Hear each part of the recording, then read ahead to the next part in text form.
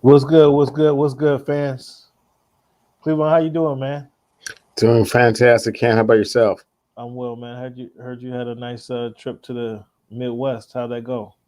Oh, it was a great experience to be in the big house with 108,000 screaming, roaring fans. Unfortunately, my beloved alumni, University of Washington, was on the wrong side of all of that, and it was kind of a tough situation for the fans being there. But love the experience and wouldn't trade it for nothing. Yeah, what was the weather like out there?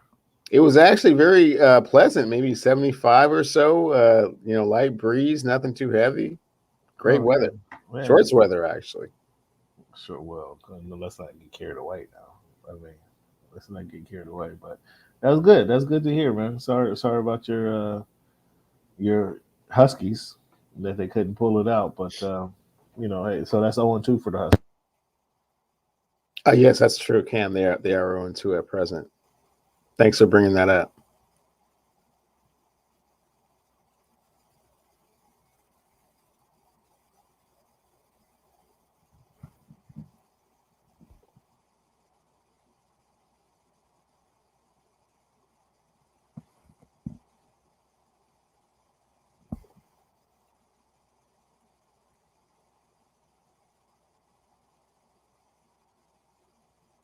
Can't hear you.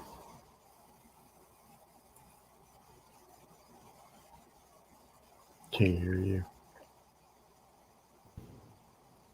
Can you hear me? Gotcha.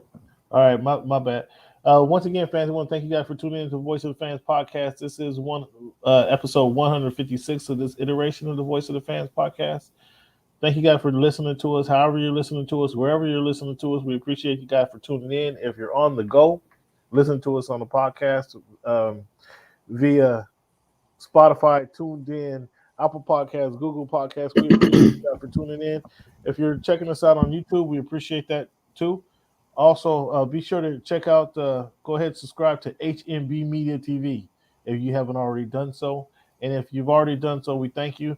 Then also, make sure you subscribe to the Voice of the Fans on YouTube. Voice of the Fans on YouTube. We got a lot of a variety of sports and competition content for you guys to check out. A lot of interviews from many segments of the sports world. So go ahead and check that out.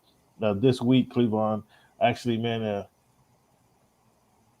checking out some Long Beach Grand Prix and talking to the drivers there. A question I wanted to get answered was, are race car drivers athletes?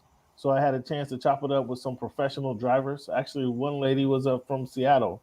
A couple of these guys from Texas, Canada, and these guys have been driving all over the world in their particular events. So, of course, they try to convince me that they are athletes, but you're gonna have to go into the videos on YouTube, Voice of the Fans on YouTube, and kind of see what their response was.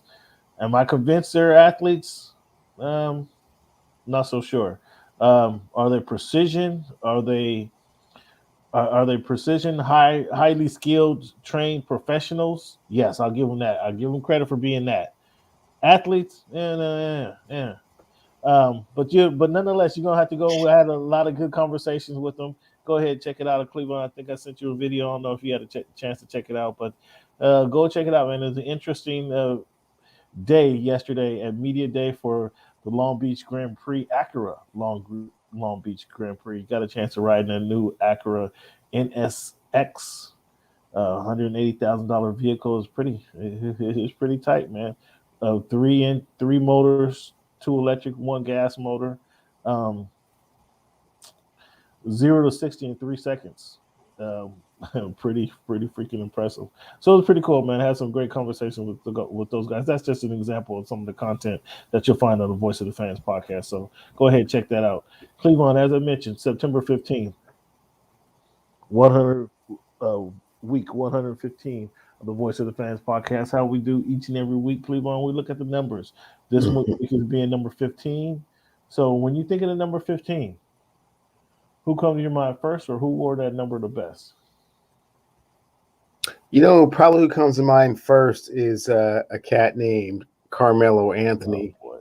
young, silky Hooper from Syracuse, national champion. Who wore it the best? Man, probably Patrick Mahomes. Just the way he, willed his team to victory. I mean, and in some ways, he might even come to mind first. I'm just saying, let's give Carmelo his props because it's Carmelo. I mean, when you have Carmelo or Patrick Mahomes, at least Patrick Mahomes has been to a championship and won a championship, all right, in the professional ranks. So Okay, I hear you. That's a great call right there. That's a great call, Patrick Mahomes. I mean, I think Anthony Allen, but again, I'm not sure you went to that school down in Montlake like you claim you do. You did, but that kid Anthony Allen. I mean, why wouldn't he come to your mind first? He's there. He's in my thoughts for real. Yeah. Okay. Yeah, there's a few more guys that come to mind before Carmelo Anthony, but Patrick Mahomes was a good one. I got Jokic, Nikola Jokic. He's in line to become an NBA champion. So here right away. So we'll see how that works out. And then number 56. I mean, I don't really think it deserve much conversation. Who wore that number best and who come to your mind first when you think of number 56? I mean, it should only be one guy, Mr. Cleveland. It's just LT for me, Cam. I don't know about you. Yeah, that's exactly who it should be. That's exactly who it is and should be for anybody. So we can just move right along from that category. This weekend, man, we had week 1 of the NFL in the books. Obviously, so I'm gonna take it you were hungover on Sunday morning, afternoon, / day, evening, whatever you want to call it, and didn't get a chance to watch much football, NFL football. So, I mean, through your travels, I'm not quite sure why that was your narrative, kind of coming off the break. Did you hear something I didn't hear? Or I mean, if you were in the big house on Saturday, they don't sell alcohol at the big house, my friend. Perhaps you didn't know that. So yeah, stone cold sober watching that debacle. It's a dry venue. It's a dry venue. Yeah. Wow. Pepsi and water. I did not know that. Okay, well, so then maybe put your tongue back in your mouth and go down a different path. Just saying. Well, I wasn't hungover watching the games the next day, so I mean, Well, so you didn't do it. You didn't quite do it right. You're supposed to go. What happened to how are you supposed to do it in a dry house? I mean, come on. There's no tailgate. There's no tailgating. Tad bit, but I mean, that was like 4 hours before the game. Come on now.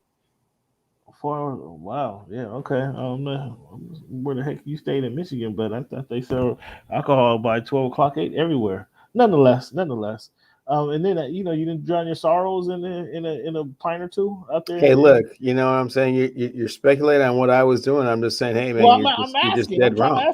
Yeah. No, you're dead wrong. Yeah. No. Yeah. A little disappointed. Okay. About the outcome, and didn't partake as much as we would have liked to in celebration. In defeat. So yeah, no, wasn't what you were thinking, Cam. Don't get all salty with me because I'm just saying. Okay, well then don't just come off the top rope, just saying, hey man, he was hungover when these things happened. No, okay, was not. Hey, shame on you guys. Shame on you guys for not quite.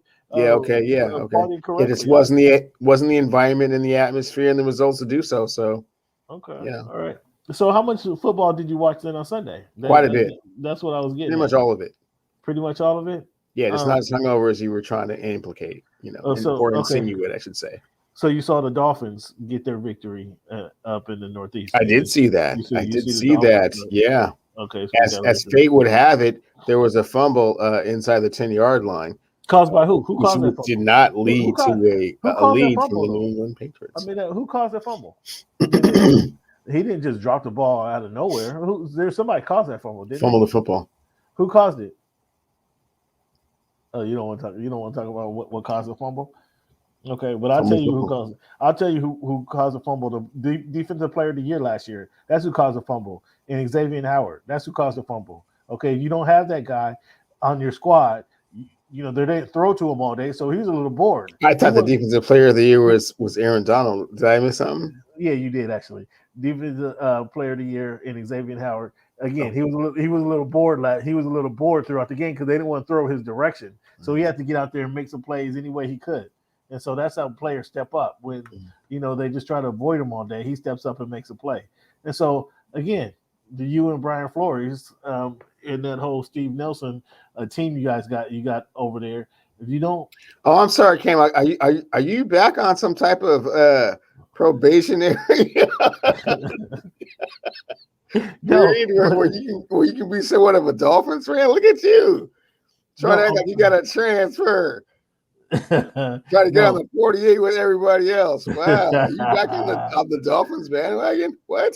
No, I'm just telling you that the Dolphins got a W, and then They sure did. What's that mean to you, though? What do you mean? What's that mean to me? I mean, it's just a win. It's just one of the NFL teams. Oh, it's we again. We want to know. It's we again. You know what? You can't. You know what? Regardless of the conversation that you was. It's we again. Oh. Regardless of the conversations, I am and will be a Dolphins fan for the foreseeable future. Especially after they got 1-0. Yeah, 1-0. That's a start, right? That's a start, right? Yeah, especially afterwards. Fans, we want that tape back 2 weeks and see what Cam was talking about his Dolphins. Anyways, moving right along. So we got the Packers wish they can say they were 1-0. As they go down to Jacksonville and get blitzed by the New Orleans Saints, who had to kind of change their home and find a new field to play in.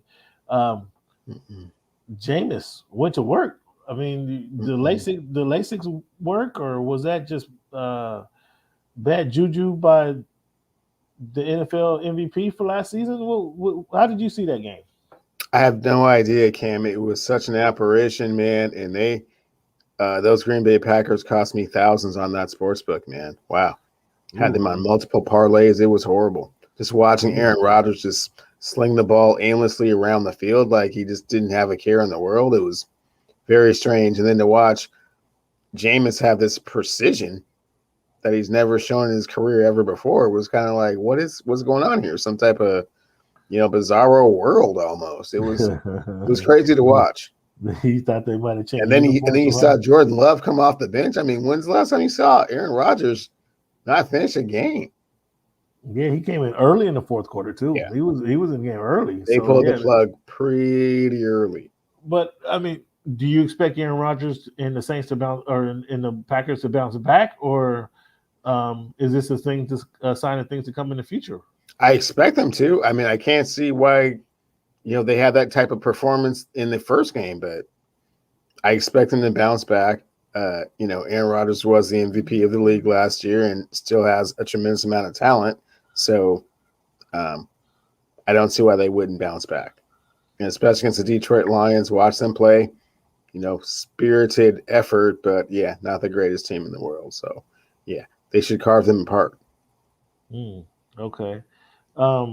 Another team that played pretty well in this football was your guy Russell. Go ahead and talk about Russell. It looked like they were allowing him to cook a little bit last night.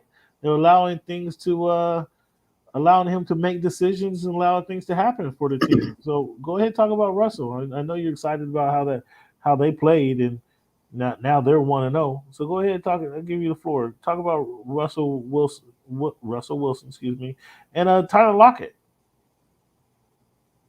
A dynamic duo, Cam. I was extremely impressed with the way Russ ran that offense. The play calling, it was not as predictable as it has been in the past. Kind of definitely kept, the Colts defense off guard, and, they ran it perfectly. DK didn't get a lot of touches early, but, when it counted, he got him. Chris Carson. Do you know who Chris Carson is? I'm sorry. I don't see the ticker, so I'm so sorry. It's the guy that you don't think is going to get 850 yards this season. It started out with 91, so I guess we only got 9 games to go, and a 17-game season before he gets here. But how many games established the run, physical mentality. How many games? Excuse me. I'm sorry. I thought you was asking me about my Seahawks. Yeah, I was. Here? Yeah. Okay. Yeah. So Chris Carson. Mm-hmm. And again, as the aforementioned Tyler Lockett, I mean, he's a wizard running those routes, and him and Russ have this type of zen, and it was on display. So, good win for the Hawks on the road. in the Okay. Eastern time zone. How many games do we have left to play this season? 16. Okay, just checking, just checking. Okay. So you're already 750 short. So 16 games, 750. Again, as I stated initially when I made that assertion, um, I'm not sure he finishes the season. So Okay. we'll see how things transpire. And Well, there pretty you want sure he's going to you gain more want than 850 yards the way it's looking right now. But I eh, mean, like you said, well, it is a long season. And I don't want to jinx it, dude, like you're trying to do. So I'm just saying, productivity wise, in the the first game looks pretty promising for me. okay, all right. Well, you like to jump on early and then kind of count your chickens before it hatch. Um, Browns and the Chiefs. That was a pretty good game. I'm not sure if you got a chance to watch any of that game. Did you see the game and what you think of the results of the Browns versus Chiefs? The Browns kept it close for a little while. Got to watch quite a bit of that game, Cam. I was very impressed with the way the Browns went down the field, scored, and then went for two just for really no reason. I mean, you know, it was the first score of the game. It's like, what are you trying to say? Like, we're in this to get into a slugfest with you guys, and we're going to get our points where we can, and you're not expecting it. And it went well for the first three quarters, and then it just kind of all, the wheels kind of fell apart. And kind of trying to keep that type of high-powered offense in check for that long is a very difficult thing to do, and you have to score with them. So ultimately, they suffer the same fate that most teams face. Is they just couldn't score enough points and couldn't keep the game in front of them for long enough. And then turnovers at the end, you know, Baker with the interception, the fumbles. It's just, the margin for error is not that great. So it was a valiant effort on their part, and, perhaps they meet again in the playoffs, but that was kind of the result that I was expecting.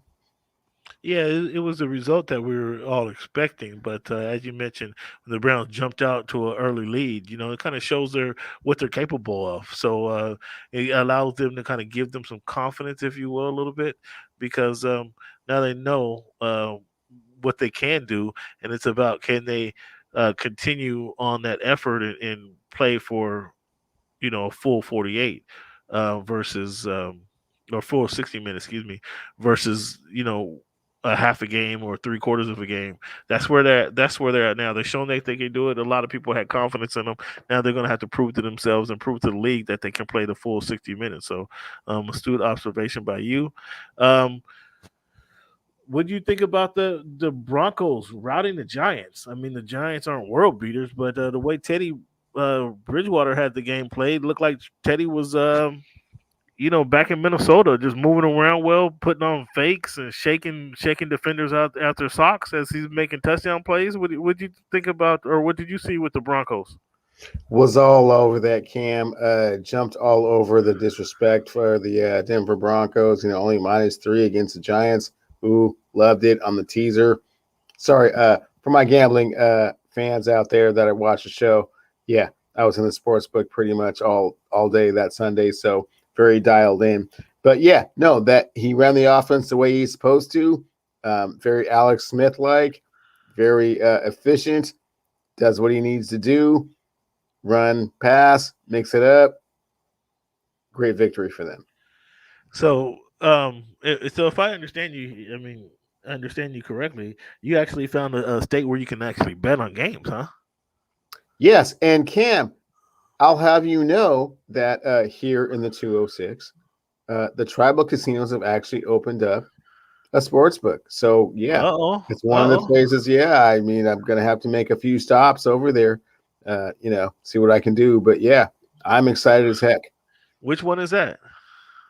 All of them. So Oh, so you go anywhere and get you a bet in, huh? Snoqualmie, Emerald Queens, Muckle Shoot, Oh, uh, Tulalip. Yeah, all of those. look at you! Look at you! Yeah, feel good. Feel great. Yeah. Congratulations! Hmm. Congratulations! Now Appreciate let's see. that. Appreciate Now that. let's see if the wifey can keep you at home now. Well, I mean, like, no promises right there, but yeah. Anyways, Yeah. Okay. Um. I mean, yeah. So there was some good games. I think we talked about some of the biggest games I had. Well, tell me what you thought about Justin Herbert and the Chargers. Oh my goodness, did they jump on top of the your Washington football team, um, and render that pass rush mute? Like, they think they got to Justin twice in the whole game. What's your thoughts on the Washington football team? How they performed? Is that what we should expect to see the rest of the season, or is it more like the Chargers and we should be looking at them and what they do for the rest of the season? What's your thoughts on that? Well, the Chargers were definitely able to keep them off balance, and like you're saying, Chase Young and Sweat were not, the factors that they were supposed to be. Of course, the big takeaway from that game is Ryan Fitzpatrick, injuring himself, and the backup having to be forced into that role again, like he was last year when he had to take over for Haskins. So I think it speaks more about what the Chargers were able to do adverse what the Washington football team wasn't able to do. And I think that the Washington football team will be just fine going forward. So you brought up the injury between Fitzpatrick and him not, the magic going into the locker room there. Um, with that being said, should Rivera sign Cam? No, man, that's just too much drama. He's not. Yeah, no. So essentially, because if Rivera doesn't sign Cam, Cam's career is about over. Would you agree with that? We'll Because see what happens in Dallas. I mean, well, he was a free agent. He was free agent last year, or was it? It was 2 years ago when the Carolina Panthers released him. Rivera then goes to sign with the Panthers and doesn't bring him up there to. Rivera goes signs with the Washington Washington football team, does and his thing. he doesn't bring Cam with him up the road there, and then nobody really wanted him, and he had to sign a make good deal with New England, and you see where they're at now. After they lose to the Dolphins, it's not like they're happy with their quarterback, the young guy, and so now Cam's out there again, and if Rivera doesn't sign him, who's going to sign him? He was just in the situation a season ago, and nobody wanted him, and he had to sign the make good deal. And I mean, who would you think to sign him? You think Dallas would sign him? You think Dallas wants that aura, wants that shadow over Dak Prescott, or I mean, I does mean, the Seattle want him? NFL season's a long season, Cam. I mean, I'm not saying that there's any team that necessarily needs to sign him right away, but I mean, you see what happened in Baltimore. I mean, just weird happenstance. They lose, three running backs. There may be a team out there that loses their starting quarterback, and then their backup quarterback just looks horrible. And it's like, well, I think Cam is at least as good as that dude, and has been a NFL MVP once upon a time, a Super Bowl participant. So, that probably gives me a better chance than, whoever your backup is from wherever they're from. Cam's probably a better option than him. So I think probably his best opportunity is just to wait for that to see if that happens. And if it doesn't, then no need to just stand up, with a clipboard for, a team that doesn't really want you and already has a different direction that they're going in. Well, it'd be interesting to see how things transpire. It looks it's a really bleak look, unfortunately, at the moment for Cam. But somebody who isn't who times aren't looking so bleak for is that running back from Denver Broncos, Melvin Gordon. They went ahead and extended his contract 4 years. I think like 90 million. Were you surprised by this extension? And what do you think about that deal for Melvin Gordon? Unbelievably surprised given the fact that he hasn't shown a tremendous amount of durability over the years. But hey, man, if they think that he's the dude and, this motivates him to get them to that next level, then, more power to him. Congrats to him. I hope he stays healthy and becomes a Melvin Gordon they always thought that he could be. Yeah, it's more power to him, and congratulations for him to signing the deal. But I was very surprised that they gave him.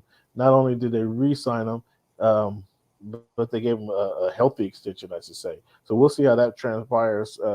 And lo and behold, coming off a big game he had on Sunday, so we'll see if he can continue that throughout the year. So we talked about a lot of these wins before we get into our weekly results here.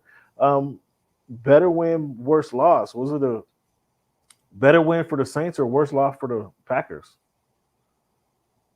Better win for the Saints because it put everything to rest about whether James could be a starting quarterback in this league and whether he could curb his turnover propensity, and he did all of that. So better win for them.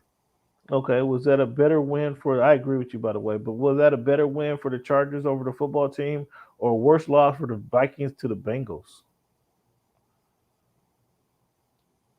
Worst loss for the Vikings to the Bengals. Yeah, they should have won that game for sure.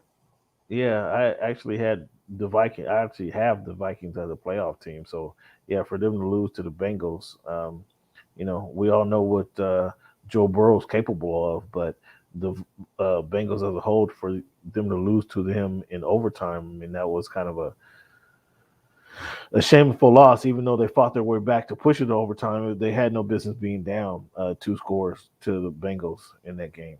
Um, Steelers beat the Bills. Was that a better win for your Steelers and your guy Mike Tomlin, or worse loss for the Bills? That's a tough one, Cam. That's almost a push, but I'm going to say a worse loss for the Bills because they came out kind of thinking that they were kind of heir apparent to the AFC throne, and Josh Allen getting all that cash in the offseason was supposed to take that next step, and losing at home to, your arch nemesis, one of the teams that's dominated the AFC for the last decade. Yeah, not a good look. Just when you're talking about the Bills, you say they thought they were the heir apparent. Who in fact leads the AFC East right now? Who's leading that in that division? That would be the Miami Dolphins. Oh, okay. All Are you on board with them, Cam? I mean, they're leading. Are you down with them now? Man, again, I've always been down with the You Dolphins. down with Tua? Man. I've always been down with because you got to be Dolphins. down with Tua to be down with the Dolphins, man. Are you down with Tua? Not necessarily. We You can't be all wishy washy. One or the other. No, man. It's a package deal. It's a package deal, Cam. It's a package deal. Oh my goodness! So right now they're 1-0 leading the division. That's good with me. And then last one here, worst loss for the. Was it better win or worse loss for the better win for the Titans? Excuse me, better win for the Cardinals or worse loss for the Titans? Better win for the Cardinals. They went down there, and again, someone else who thought that they were heir apparent to the AFC Championship throne with, Derrick Henry running the ball at will. Tannehill, doing his best Alex Smith impersonation. They brought in the Ferrari, right? Julio. Supposed to take a little bit of pressure off. Nah, man, they just got beat down. Kyler made him look really, really stupid, like an actual video game, stopping and starting on people, you see it throwing off of his back foot. DeAndre Hopkins doing his best, tap dance impersonation out there. Did you see with just as you described Kyler Murray's roll when he rolled left, looking for a receiver, stopped, actually stopped rolling, and then decide, oh, there's my guy right there. Let me fling it to him off my back foot. I mean, this guy, that was bananas. And like you say, that was a live NFL action, and he did it like somebody played Madden. Yeah, and then DeAndre Hopkins doing his little Gregory Hines tap dance there in the back of the end zone. It was like, whoa. Yeah, this team was ready to play, and that team just was not, man. They were not ready for all that. Any idea why Houston traded DeAndre Hopkins for a bag of donuts, man? Any idea? Any idea you can think of why Bill O'Brien traded DeAndre Hopkins from the Houston Texans to? Well, again, that was under the Bill O'Brien regime. There were some other things that went on that we're not quite sure exactly why. But hey man, that's then. This is now. It's 2021. Whew. That was a good win. So let's look at fans. If you don't know, for those of you who may be new to the show, each and every week, Cleavon and myself. I'll just call myself the winner in this in this story here. Cleveland challenges me each and every week to our weekly picks, straight up against the games in the NFL. Weekly picks. So we have that section. Then we have where we pick 3 games, and we do this. Obviously, the games are what they are. The games are on the schedule, but we make our picks separate from each other. So I actually send Cleveland a list of the picks, and then he sends me his winners. But by the time I get his winners, my picks already been made. So there's no really, it's we don't share or discuss our picks, and they are kind of what they are. So picks we make our picks straight up against the teams each game of the season, each game of the week. We do this all season long, by the way. And then we have our picks against the spread, where which games do I feel more comfortable with 3 games each week? Which games do we feel more comfortable that the team against the spread will win these games? So, an example, I had Philadelphia -3, I had Houston +3, and Baltimore -4 this week, -4.5. So then we'll grade that out. And so we come up with a score for those 2 categories. And then really to separate ourselves, we have a confidence pick category where each week we will give 1 through 5. We pick 5 teams, and we will rank them from 1 to 5 and how confident we are in that particular pick. So just as an example, last week I had the Rams, Green Bay, KC, San Francisco, and Tampa Bay. The Rams I gave 1 confidence pick or 1 point for the confidence pick. Green Bay I gave 2 confidence pick. Kansas City I gave 3. San Francisco I gave a 4, and Tampa Bay I gave a 5. And then I get a score out of that. So each week we compete in this category. So each week moving forward, again, for those fans who are new to the show, we'll be chronicling how I essentially smacked Cleveland around in this category. And so it's been undetermined as yet as to what the winner of these 3 categories is going to get. But it's in the works, fans, and I have some things, under wraps, and Cam actually knows what they are, but he just doesn't want to say this yet. But I'm going to give him some examples of what it is that we're going to be playing for. So it's going to be epic. What's some of the things that's been on the table already? I mean, because we both had. Well, for example, I want my Macho Man Randy Savage WWF belt when I win that points total. I want my Roger Federer U.S. Open trophy when I win the confidence picks. And then I want that Wimbledon plate when I win the points against the spread. So we got 3 things. And then I need to come up with another one when I win the fantasy football. So I'm still working on that, fans. Once I decide what kind of trophy that should be, you'll be in the know as well. So at the end of the year, they're going to have to be a ceremony where Cleveland awards me each one of these separate ceremonies for each trophy, fans. It will seem like just a repeat, but it's not. It's just me winning in different categories, just kind of doing the same thing. I'm going to change wardrobe when I go to the ceremony, and it's going to be a different speech every time. You don't have to act like you're going to be bored. It's going to be a different thing for each one of those. So, well, slow down on your speech. Stay tuned, fans. Slow down on your speech, because right now, as it stands at this very moment, we're only week 1 into the season, but we tied on our picks for the week. Both of us went 9 out of 16. Okay. Our picks against the spread, we both went 2 for 2. Okay. Or 2 out of 3. 2 out of 3. So we tied. That gave us 11 out of that category. But then the differentiator, the separator, if you will, is what was added in later. Is your confidence picks. I had Green Bay. I gave them a 2. By the way, fans, I made my pick before the Thursday practice at Baltimore. Just want to let you know that. Even if we gave him a Baltimore win, he would still be behind in this category. No, I would not. Even if we get, because you gave Green Bay a 4. You gave Green Bay a 4. Okay. you would have lost. I gave him a 2. But it'll be a point down as opposed to like 4 points down. That's what I'm saying. 1.4 points behind is behind. It doesn't matter. Okay? I'm still gonna come and get you, Cam. So It's not like you're getting away from me or anything. Well, settle down. Let me talk to the people. Let the people know who wanted to. Let me know the people who won the category. All your side yapping, we still have to identify who actually won the category. And you see, when somebody gets nervous, they start really jibber jabbering and talking real fast, and they just got a lot to say all of a sudden when they get nervous. This is what happens with Cleveland.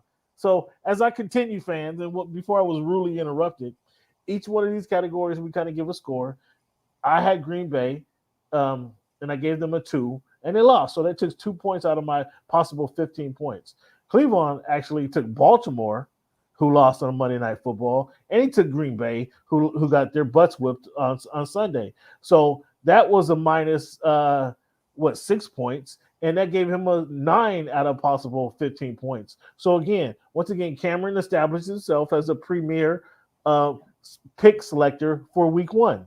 This is Week 1, and they're probably, fans. As I come and think about it, there probably should be an additional category of how many weeks do we win. So we do have it established as confidence pick every week. We do have it established our picks against the spread every week, and then we do have it established. Quick 20. No, we do have it established. Quick 20. Cam, quick 20 picks. Yeah. Quick. Yeah. Oh no, we're doing that. Oh, that's real. Yeah, I like that. Let me write this down, Cam. Yeah. just another trophy? You get another trophy? Right. I will get another trophy, exactly. I have another plaque on my wall. Most in each one of these categories? So three more trophies. Most weeks 1. I mean, if you want to do it overall, Cleveland, most weeks 1 in each category. Okay. If you just want to do it overall, in like I won this overall battle, 2 out of 3 I won. That's one. We should probably do something like that, and I have to keep track of it again, and we'll just identify how Cam wins every week. And fans, wow, my trophy case. It's amazing. I'm already gonna have to call carpenters over and just create this new wing of the home just to house all of this. Yeah, Cleveland. I wouldn't make all these newfound trophies. Jeez. I wouldn't make that phone call too soon. Okay. Let me say that I wouldn't make that phone. And call fans, we're going to come up with flashcards to let you know where we stand every week within this. I mean, I could add it to the ticker. You want to add to the ticker right now? No, I want flashcards. I want actual flashcards. Cam wins week 1 to say, yeah, who's winning in this category? Who's winning in this category? Yeah. Oh, because this ticker isn't effective now. Right there. What does it say? I mean, we're well on our way right there. There's only 10 more games to go for this particular category, right? I mean, again, we have these noted fans, so you can see when you just watch the screen, you can be able to, when you watch the show, you can see the rolling bets that we have going on. Okay, you can see where Cleveland is preposterous in some of these statements that he makes, and we catch him on that. Okay, even when Cleveland likes to hold on to something, but we can see when things aren't happening quite the way. Or Cam doesn't understand what a real NFL running back looks like. So things of that nature. Now we don't want to have that argument. I know you don't want to have that argument. Oh no, I mean, it won't be much of an argument after the 9th game of the season. We'll be all done with this argument. Halfway through. Fans, we got historical precedents that Cleveland doesn't really know what he's talking about when it comes down to running back. There's historical precedents met in that category. So nonetheless, Cleveland, let's take it right now. Let's go ahead and look at the week we have coming up. This week, and we actually agree, oddly enough, on most or all of these games coming up this week. Cam, I didn't want to say anything because you were just talking so disrespectful about my prowess, but really it's gonna be, fans, it's not gonna be any one particular, opinion versus another, because sometimes, Cam has a little bit of sense. This next week, we literally do not agree on the outcome of any game. We do not disagree. So it is It is an absolute push this week. Yeah, well, we do where we differ. Now, of course, I agree with the picks for different reasons in him, a lot more rational and thought out.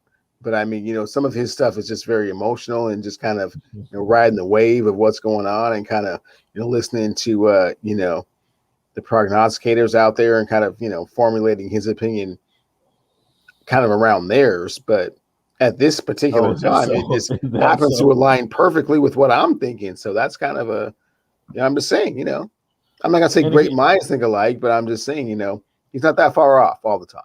And again, fans, the differentiators is the picks against the spread. Mm-hmm. We do have one that is the same. We both agree with Cincinnati. Okay. I have Arizona in -5. You have New England in -6. Where I have Arizona not making the playoffs, they sure are getting off to a great start right now. If they I have them beating Minnesota. Maybe I think that speaks more to the Vikings and what they got going on. But I have the Arizona Cardinals beating Minnesota and then beating Minnesota in the spread. So, and then I have KC -3 against the Ravens. The Ravens in battle. I have the Ravens making the playoffs, and looks like they're going to have an 0-2 start. So we'll see how that transpires. Where Cleveland has Houston +12. That is that's 12.5. Yeah, 12.5. That is a lot of numbers. A lot of points to be given by the Browns, and for the Browns who kind of probably will keep it close. So I think Houston can beat that actually. So good call by you. Against New England, the Patriots. Who are they up against this week? The Patriots playing the Jets. The New York Jets, yes. And -6. I mean, that's a modest number. That's not a bad pick right there. And then again, fans. So that's where the separation is going to come in our picks against the spread. And then I'll further separate myself from Cleveland when we do the confidence picks, because I have New England, Green Bay, Denver, Cleveland, and Tampa Bay. Tampa Bay being my 5 pick. You have Arizona, Denver, Cleveland, Green Bay, and Tampa Bay. So the only team we has different in there is I have New England and you have Arizona. So, but again, because of the way we weight the points, is that same team that you picked to win by 5, and dismantle Minnesota. Yeah. Adverse. You have the New England, the same team that I said would win by 6, and you were skeptical. So you know what I'm saying? We're not that far apart right now. The separation is not right now, Cam. Well, can you? It's your stamina. How long can you keep this up, Cleveland? Okay, man. How long can you stay this close to me as far as my people are Kenyan, man? My roots go back to Kenya, man. I got distance. That was a good one, Cleveland. Well, we're gonna see your stamina is quite like the Kenyans. Yeah. Because that is going to be tested. It's going to be tested. So, fans, that's how we have the picks, and that's what you can look forward to now until February. Every week we're going to have picks. Every week we're going to have picks. By February, the winners will be established for the regular season. We're going to be talking about playoff predictions then, and then plan on scheduling my winning dinners or my trip to what game I want to go to next season. My trophies, my belts. My speeches. We're gonna overlooking mountains and lakes. We're gonna have we're gonna have some unique prizes for the winner. Unique prizes, and when I say unique, I mean costly. That's what I mean. Yeah, that's more so. It's going to be costly prizes for Cleveland. And we're keeping score and we're keeping track. So believe us, it's serious. So, fans, that's it. When we come back, we're going to come back and we're going to take a break here. When we come back, we're going to talk about some NBA topics, man. We're going to talk. NBA had their Hall of Fame over the weekend. We're going to talk about the Lakers and looking at another guard. There's another guard who's freshly on the market and how he fits with the Lakers' plans. Mm-hmm. And then somebody else gets paid. Somebody else gets paid in the NBA this season.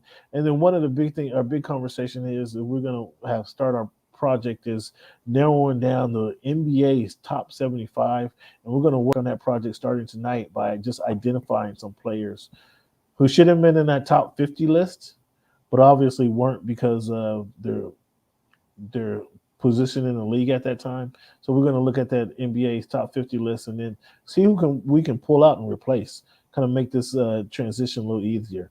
So, fans, let's take a little break, Cleavon, and when we come back, we're going to have this NBA conversation.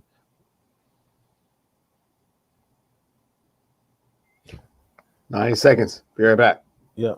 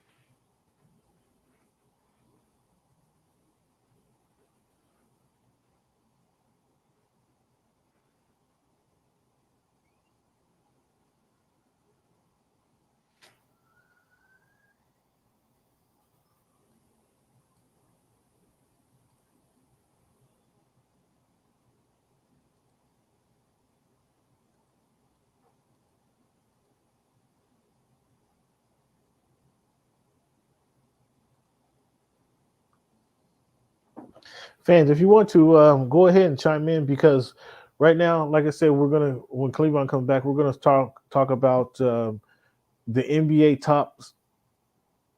the NBA top 75. Their anniversary is this season, top 75, and we're going to identify here in a few weeks our top 75 players in NBA history.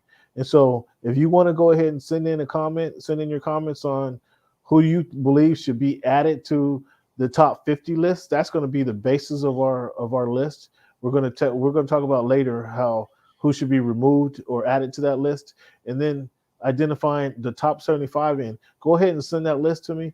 You can hit me up on Twitter. What's Good in Sport on Twitter. That's What's Good, the letter N Sport singular on Twitter. Who should be added to the NBA top 75 list? Go ahead and send that to me. Also, you can hit up Cleavon at Clevie Wonder on Instagram. What's your Twitter handle? At Clevie Wonder on Twitter, Cleavon Steele on Instagram. There you go. He either both of us up, because we're gonna have that. We'd like to get your participation in that as well. So Cleavon, this past weekend, Paul Pierce, Chris Webber, Ben Wallace, Chris Bosh, with Jay Wright, Yolanda Griffiths, Lauren Jackson, was named to the Basketball Hall of Fame. Out of those players, Paul Pierce, Chris Webber, Ben Wallace, Chris Bosh, who was the best player out of that group?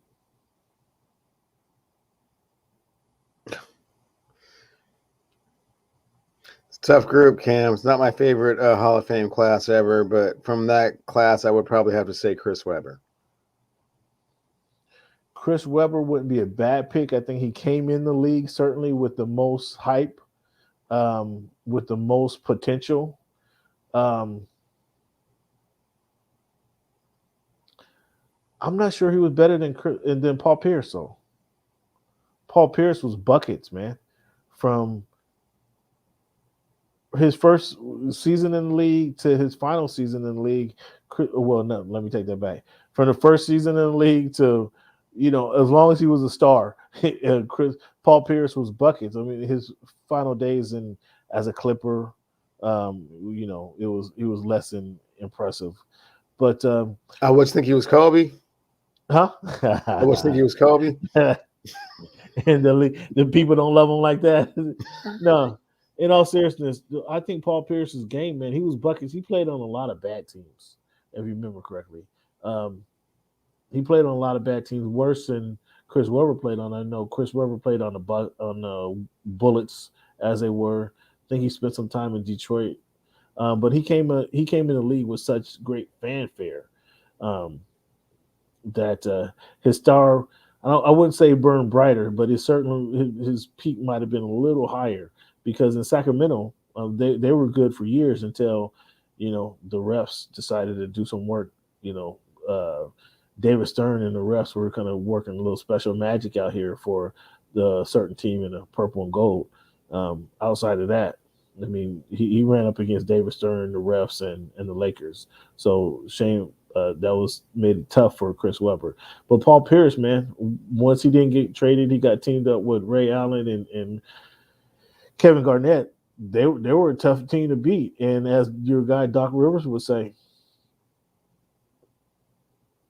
with all three of those guys healthy, they didn't lose many games. And that was like a 3-year span. So I would have to say Paul Pierce, I think, had a and he won a championship. I think Paul Pierce ultimately was a better basketball player than Chris Webber. Agree or disagree? No, I understand the argument. I've never been a huge Paul Pierce fan, and I just think that Chris Webber had a better all-around game. Do I think he lived up to his potential? No. Like you were saying, the ceiling was always higher for him than it was for Paul Pierce, and I think he did a lot to kind of, I don't want to say revolutionize the position, but definitely push the position of power forward with regards to what your level of expectation was for their capabilities and skill sets. So I think he did that a little bit more for the position than Paul Pierce did as a small forward. The small forward shooting guard.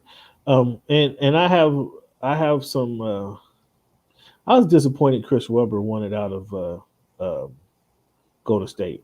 I've heard varying stories about that situation where he thought they didn't want him, and then he didn't want to be there if they didn't want him. But man, the Golden State Warriors needed a big man. They needed somebody down there to get rebounds and run the floor. When you say he revolutionized the game, he probably was ahead of the game. He was probably a few years ahead of his game because now what you see are the big man, which he would have been at that time, kind of a pick and pop guy, that stretch four, if you will. That's kind of what he was doing before it was popular, and he was able to get the rebound and run the floor. And had he just did that with Golden State Warriors, when you have Chris Mullin, Tim Hardaway Jr., Latrell Sprewell, if you just play that low post position like they needed you to play, how good can those Golden State Warriors could have been the years after he left? I think it is definitely telling that you forget that part of that transition was Tim Hardaway, tearing his ACL. So Tim wasn't there that one season. So he had the one season without Latrell, and he had the one season with Latrell, but he never had that backcourt to play with. So there was a lot of talent on that team. You've heard lots of rumors that Don Nelson wasn't, especially early in his, coaching career, is not the easiest person to play for. It's kind of a, he either likes you or he doesn't like you. And if he doesn't like you, it's kind of a bad situation for you, kind of a situation. But Chris Webber just didn't fit into, what was going on over there in that culture and just wanted out. Yeah, I've heard a couple conflicting stories about that. It was interesting that when I met Chris Webber in the hallways down in Houston, they were calling the game. TNT was calling the game with the Clippers were playing the Houston Rockets. I wanted so bad to ask him about it, but our conversation kind of didn't start. It just kind of started. We were just standing waiting to talk to Doc, and we just started up a conversation. And it wasn't going to go that direction. And I was disappointed in Chris Webber when he kind of made it public that he didn't want to be there. And then I didn't really want to bring that up and kind of ruin the conversation that we were having. But I was biting my tongue. Like I wanted it to come out. Like, dude, what the hell happened in Golden State? Like, why couldn't you be there? Why didn't you stay there? But nonetheless, I do think Paul Pierce had a much better career. Ben Wallace, shout out to Pavy, and that's his guy. uh, is Ben Wallace a Hall of Famer? I don't know, but he was an anchor of the defense that won the Eastern Conference Championship 4 times in a row. Give him credit for that. Pavia say he was the best player on that team. That's an argument there. Like I don't agree with that. They had Rip Hamilton. They had Big Chauncey Shot. Billups. They had Big Shot Chauncey Billups. I don't know that he was the best player on the team. Nonetheless, that's Pavy's guy. Pavy would go to war with you about some Ben Wallace. Chris Bosh, man. Sadly, he didn't get a chance to finish his career. He had the heart issue. Clots. Blood clots or regular heartbeat? I thought it was a regular heartbeat that he had. Those clots. One of those. I could have thought clots, but yeah. Yeah, it was a medical issue why he couldn't continue his career, and sadly that was the situation. But he was a solid player in Toronto. Obviously, when he went down to Miami, he was a part of a big three, and playing that swing man that stretch four, if you will, the center, kind of stretch center, if you will, to help out LeBron and D Wade kind of do their thing down there. It was a little underwhelming because we all agree that Miami Heat team should have won more than just 2 championships. Nonetheless, Chris Bosh, I mean, back-to-back championships, you can't argue that. Was a multiple-time NBA All-Star. You can't argue that. So, he I guess deserved a spot there, and it was just sadly that he couldn't finish his career. Most importantly. Yeah, Cam, and you also can't argue going to the championship 4 straight times. I know that at your level of expectation again was a little bit higher, but they did go to the NBA Finals 4 straight times. I mean, you're supposed to win it 4 times. You're not just be there. I mean, Hey, man, I'm just saying it is somewhat of an accomplishment. Maybe not the accomplishment that you were hoping for, but it is somewhat of an accomplishment. I was hoping for. To go to the championship 4 straight times. Any person, any Miami. I'm just saying they did go to the championship 4 straight times. You made it seem like they lost in the first 2 rounds. Like in the first round, the other 2 times. Were you satisfied? If you were a Heat fan, were you a Bosh fan? Were you satisfied with winning 2 out of 4 championships? They would have liked more. Didn't happen. Were you satisfied with that? I mean, of course. So that was better than what Buffalo Bills did. Yes, because they actually won. So, okay, kudos to that. But were you satisfied with that? That's the point I was making. I don't know if satisfaction is the right word, Cam, but I'm not like saying it wasn't an accomplishment to do that. It was certainly an accomplishment, just not as much of an accomplishment as you would have liked. That's all I'm saying. Okay, you made it seem like they were just dirt. No, I said those other 2 years. They won. They did get to the NBA Finals. They won 2. They were NBA champions 2 years back to back seasons. Yes, that was. But to go to come on, Cleveland, you're trying to change what I'm saying here. Any Miami Heat fan, I'm not trying to change what you're saying. Yeah, it was disappointing that they didn't win more, but you're making it seem like they didn't win at all. That's all that I'm saying. I started off by saying they won 2 back-to-back championships. Any Heat fan would have said that was an underwhelming achievement. They would have expected more. That's what I said. Any Heat fan or now any LeBron fan, any Dwayne Wade fan would have said this team should win, like they said. Should have won 6, more, not 7, not 8 championships. Should have won more, but you're making it sound like they didn't win 2 at all. That's all that I'm saying. When you have a parade and you're on the podium, when you're saying not 6, not 7, not 8, and when you win 2, that's underwhelming. All right, that's not living up to potential. Would you agree on that? I would agree with that. Okay, thank you. So stop trying to make up some false argument there that I'm having. Okay, so stop that. Speaking of LeBron James, Are the Lakers about to sign John Wall? No. You sure? He's Positive. he's another aging veteran in the league. Like, why wouldn't they want some guy like body like that? They already have Russell Westbrook. They don't need two of those. Two what? Two ball handlers. Cats that are really energetic and athletic and fast and can jump high and grab a lot of rebounds and don't shoot particularly well, but the volume of the shot they get and typically the player that's guarding them, they'll get numbers, but yeah, they don't need two of those. They just need one. So where do you see John Wall signing? Since he and Houston kind of agreed that we're going to work a trade for you. Where you Have absolutely no idea what is the best fit for John Wall at present. But you just don't want him as a Laker. You won't be a Laker now.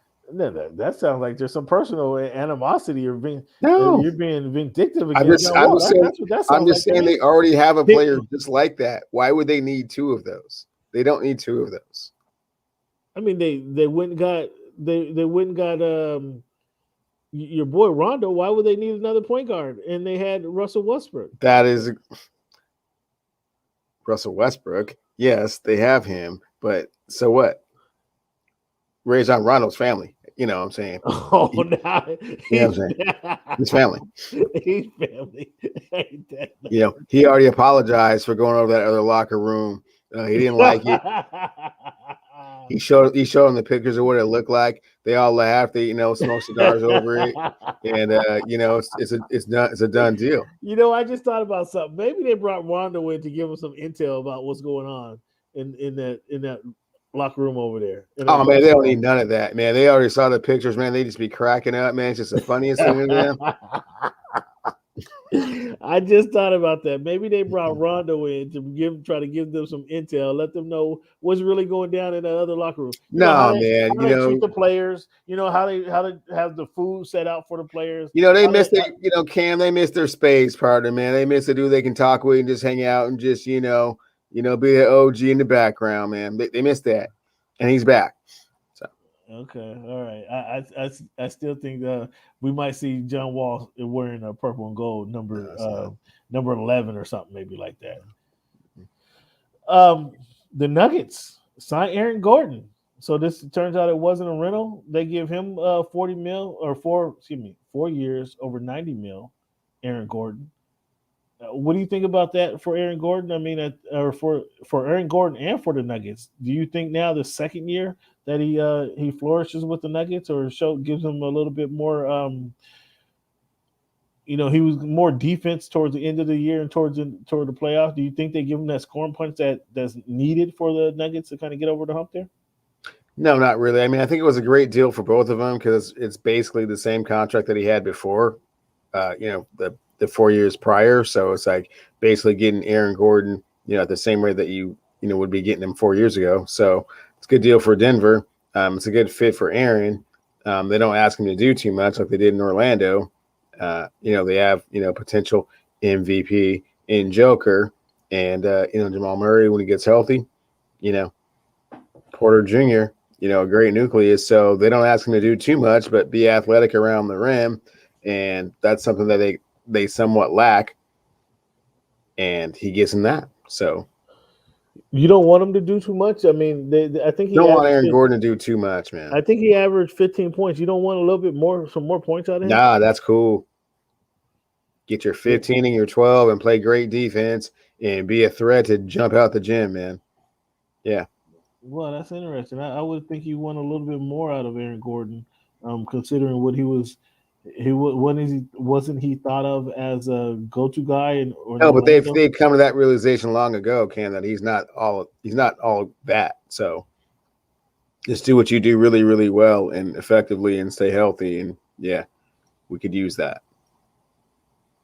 And we just got rid of Millsap's contract. So yeah, it's a little room for you. So he averaged in Denver last season, he averaged 10 points a game in Denver. That's underwhelming. I don't care what you say. That's underwhelming. So your 15 looks extraordinary in comparison to what he averaged last year, Yeah, right? yeah. Okay. You said he So give averaged us, 10. that 50, or us, give them that There you go. 15. Yeah, they'll be good to go. He is 10 and under 5 rebounds a game, and they're paying him. Oof, they're paying him over 20 mil for that. Yeah, and you balked at my 15 and 12. Yeah, that's what I was saying. Orlando, his highest 2017-18, he averaged 17 points a game, and he averaged 8 rebounds a game. Okay, And that this, Denver will take that 17 and 8 all day, yeah, and at the yeah, and he's at a the same he's a at the long way from same rate 17. that he would He's sign a 4 long way years from ago. Oh 17 yeah, and 8. He's a long way from 17 and 8, though. I'm just saying they'll take the 15 and they'll take the difference, man. The 15 and 9. They're good with that. He was he was 15 and 6, 14.6. I mean 14.6 and 5.5 or 5 rebounds for Orlando when he was there for what, 25 games this past season. The other 25 games he averaged 4 less points, 2 less rebounds. I don't know. So maybe he needs that extra time on the floor. Let me see how many minutes per game. How that changed. Averaged 4 less minutes a game. So 4 less minutes was equivalent to 4 points and 2 rebounds. I don't know. We'll see. We'll see what happens, man. We'll see what happens. That was a lot. Just looking at his numbers, man, that was a lot to pay for that guy who was giving you 10 points and 5 rebounds. But as you mentioned, they get rid of that Millsap contract, and so they pay him that money, and then they probably need him on the defensive end to be a bigger body, athletic body who can play multiple wing defenders. So that probably where some of his value comes in as well. What's your thoughts on that? Absolutely. I mean, he's by far the most athletic player on that team, and he gives them what they lack. So, just invest. They have to pay him what he's worth. So, all right, Cleveland, let's take a look, man. Cleveland, within the next by 2 weeks, I want to unveil our top 75 players of the NBA. In 2 weeks, I want to do that. I think correct me where I'm wrong, but I think the best way to look at this is to take the top 50 list that was put out some years ago, and kind of take out some of the players. I don't mean this, I don't know how else to say it, but not that didn't belong there, and that can be replaced with some of the current players who maybe not current players, but players from the 2000s who were not considered for that list. You follow what I'm saying? Gotcha. So, as an example, um,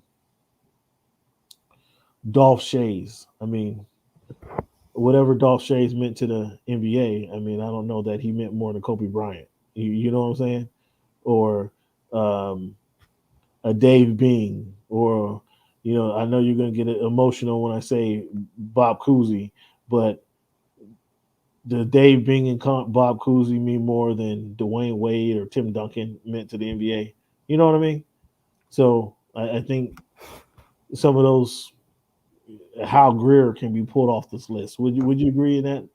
So I want to go down the list, and you tell me where I'm wrong, because some of these guys, obviously I didn't see a lot of these guys play, so I'm basing it on historical value. I can't go a lot. I can't really go on what they brought to. I can't talk about Paul Orzine. I don't know what he brought to the table, but I doubt what he was doing on the floor at that time when it was a segregated league, um, and the game was a little different. I doubt that he brought what Kevin Durant brought to the floor. You follow what I'm saying? I follow you, Cam. All right. So you correct me where I'm wrong when I want to take some of these guys off this list, and then we're going to create our own lists where we can replace them. So I think the best way to look at this is to take let's first delete some of these guys who should not be on the list, and then we'll add them with some of the guys who should be on the list. Would you agree? Can you think of a better way to kind of attack this? I think the other way around. Let's get our first 10, that we got to make space for, and then we have to delete 10. Okay. All right. So I have a list. I can tell you, I got a list of how many is my list right now. I got a list of 31 guys. Now, obviously, these aren't 31 guys who's going to go on this, because if you just take 50 and 30, that's 81. So we're going to have to pare down this list of 31 guys. But I'm sure within this list of 31 guys are guys that we think we can agree on that should be on this list. Let's start with Kobe Bryant, LeBron James, Dwayne Wade, your guy Carmelo Anthony, Tim Duncan, Kevin Garnett, Chris Paul. That might be the first sketchy one. See, that's what I'm saying. That might be the first sketchy one where maybe he's not in our initial 10, right? Maybe he's not in that top 50. Would you? And I just want to get your feedback on this. This is our list now. Let's not. This is our list. I'm listening to the rest of your list.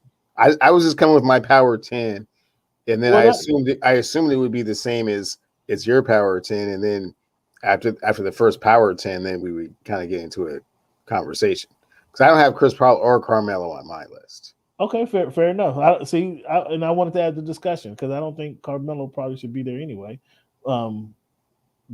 But so we agree with Kobe, LeBron, Dwayne Wade. We agree there. Agreed. Okay, Tim Duncan, Kevin Durant. We agree, right? Agreed. That's 5. Steph Curry, Kevin Garnett, Dirk. Agreed. That's 10 right there.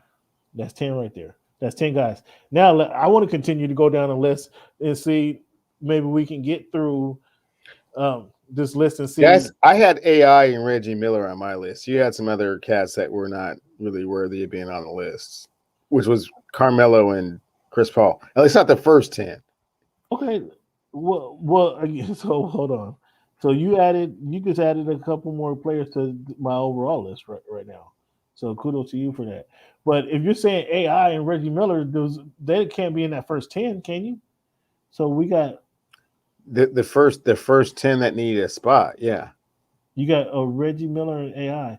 So you have Reggie Miller and AI above Giannis, above James Harden. Yeah, above. I mean, we're talking about the all-time list, right? No, we're talking about just the 10 guys that feel they need to go onto the all-time list. Yeah, no, I don't feel those guys that you just named are ready for their all-time list just yet.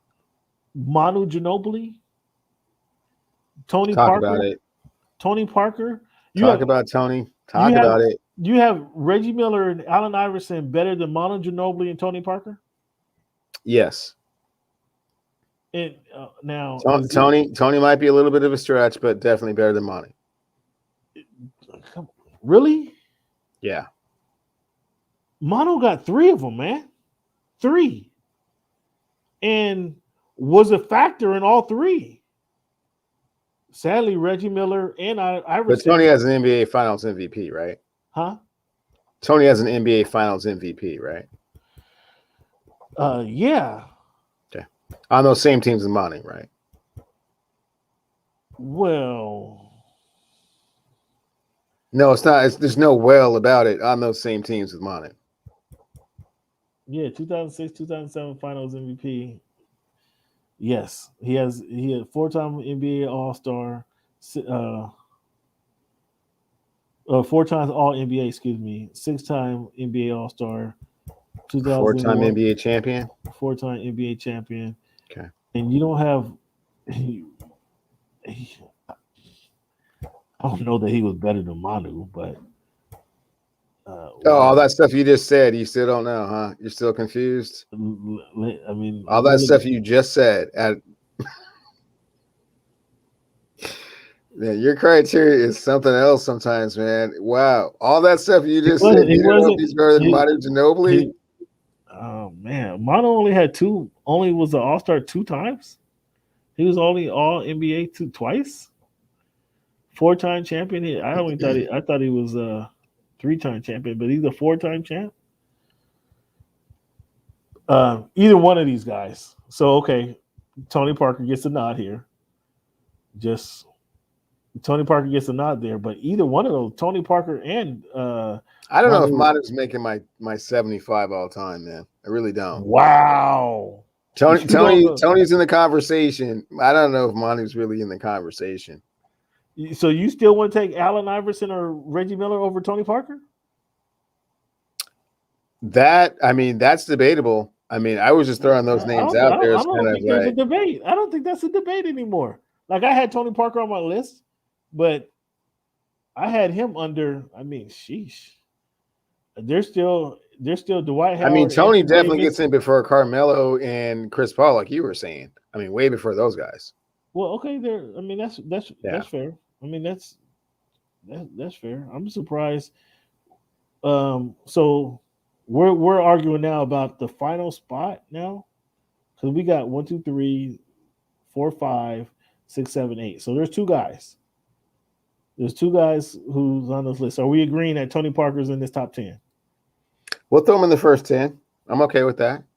Ahead of guys like Kawhi, Dame, Dwight Howard, Anthony Davis, Kyrie, Giannis.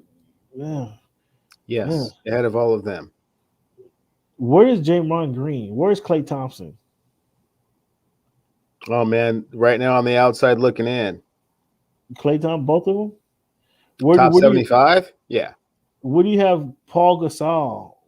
Is he in the top 75? Not making my cut, not just yet.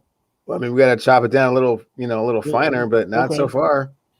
Derrick Rose, Rudy Gobert, Paul Pierce, Steve Nash. Where is Steve Nash land? He might be in that second wave.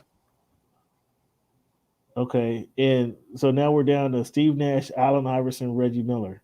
Like, who gets that final spot? Like, it just as a top 10, because we have again Kobe. No, we have our top 10. No, we don't have our top. We don't have our top 10. We have Kobe, LeBron, Dwayne Wade, Tim Duncan, Kevin Durant, Stephen Curry, Kevin Garnett, Dirk Nowitzki, and Tony Parker. Well, there's one more guy. That's 9.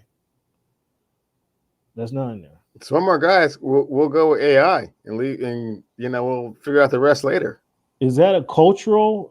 So, are you giving a cultural impact points for cultural impact AI? No, I'm giving an impact on the game. I mean, just he wasn't better than Steve Nash. As far when it comes to basketball, he was not better than Steve Nash. So if you're giving those finals, how many finals did Steve Nash go to? Steve Nash was a 3-time MVP. 2-time MVP, back to back, and one of those years was when Kobe Bryant, scored average 29 points a game.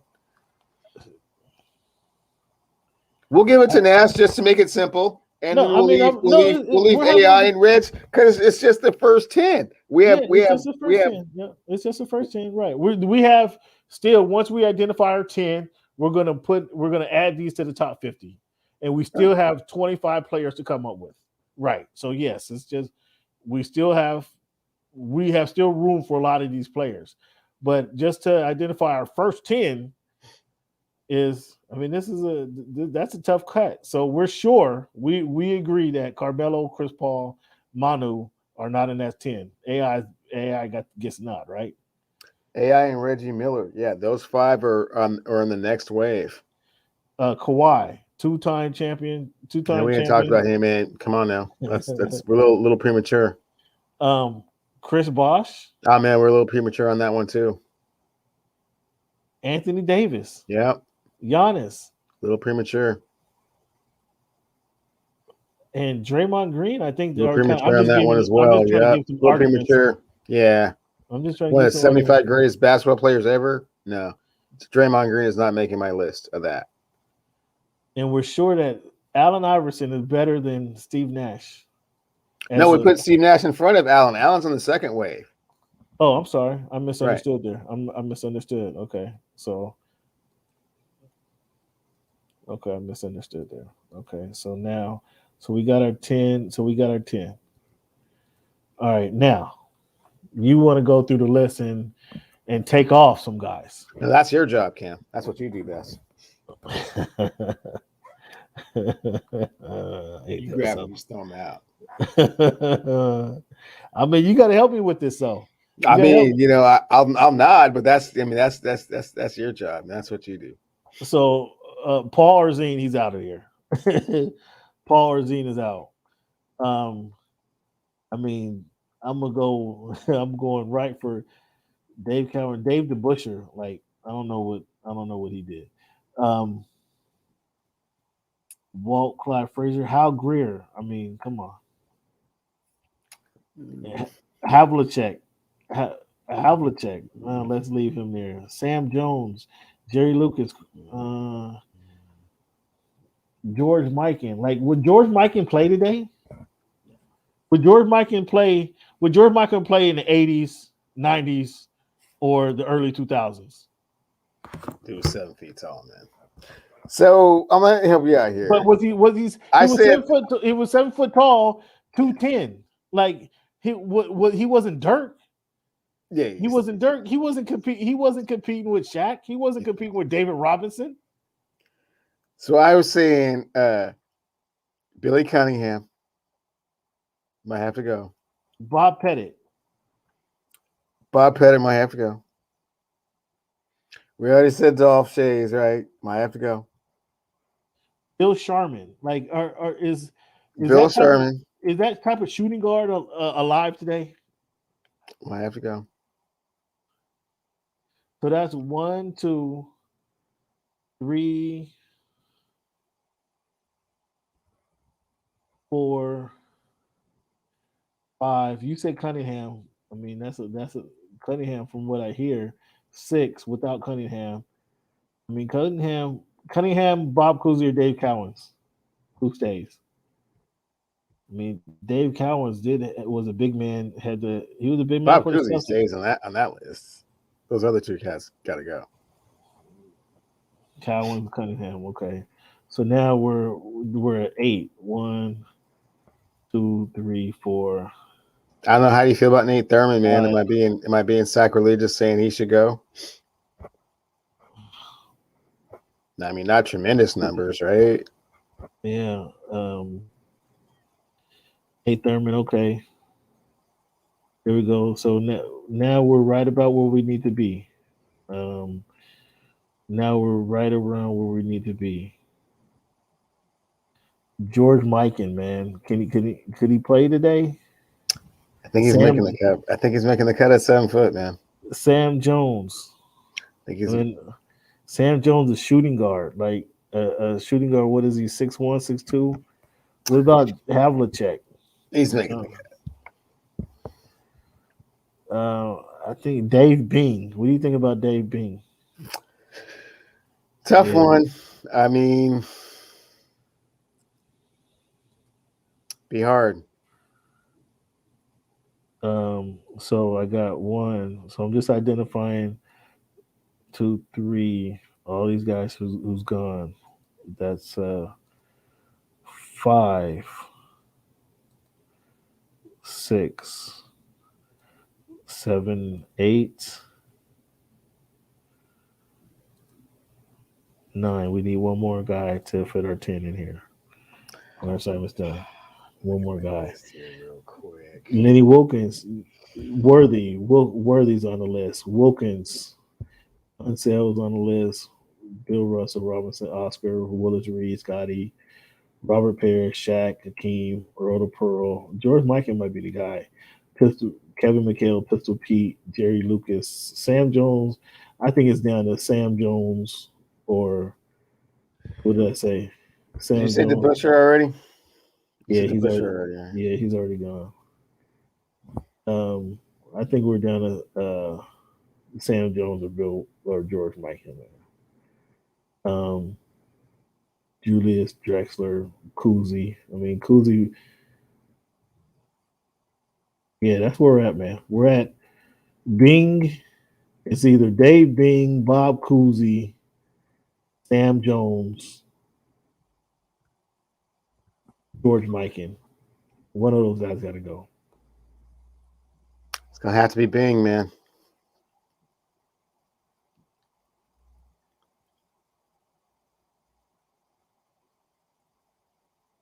All right, there it is. There.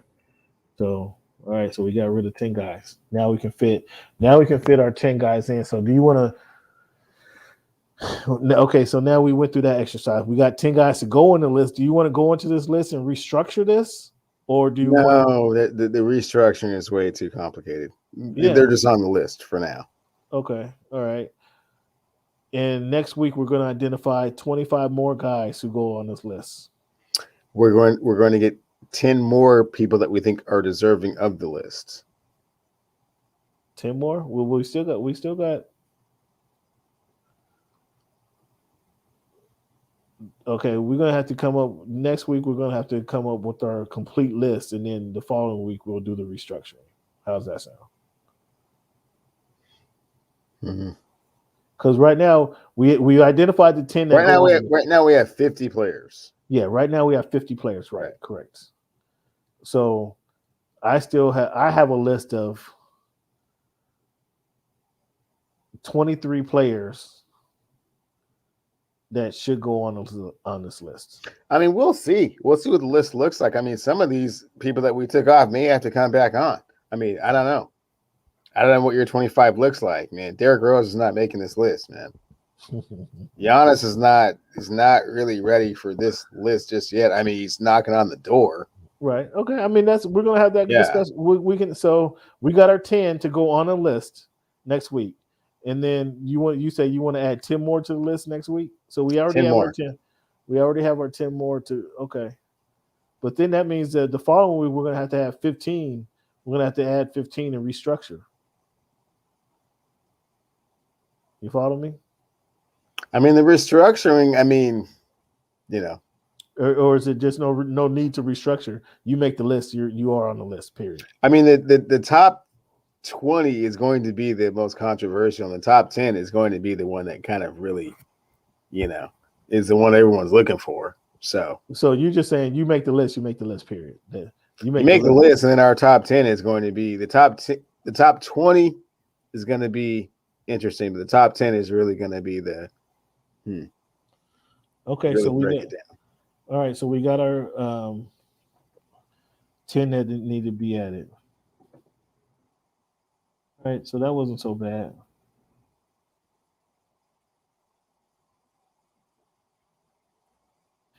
All right, fans. So you guys heard us there. We just talked through it. We just worked through it.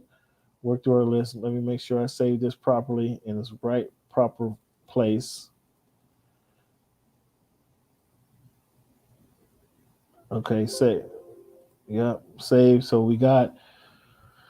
When it comes down to it, we got Kobe Bryant, LeBron James, Dwayne Wade, Tim Duncan, Kevin Durant, Stephen Curry, Kevin Garnett, Dirk Nowitzki, Tony Parker, and Steve Nash that go on the top 50 list. Who we're taking off is Paul Arzine, Dave Bing, Dave Cowens, Billy Cunningham, Dave DeBuscher, Hal Greer, Bob Pettit, Dolph Shays, Bill Sharman, Nate Thurman.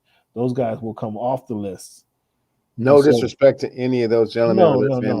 No, exactly. No disrespect for any of these guys. This is a tough list to make. I mean, this is tough. All these guys are NBA greats that we're discussing. Everybody that we're discussing is an NBA great. It's where are they in the greatness of the NBA? Do we have them on our list? So yes, there's definitely no disrespect to any of these guys. I mean, they're all the best of the best.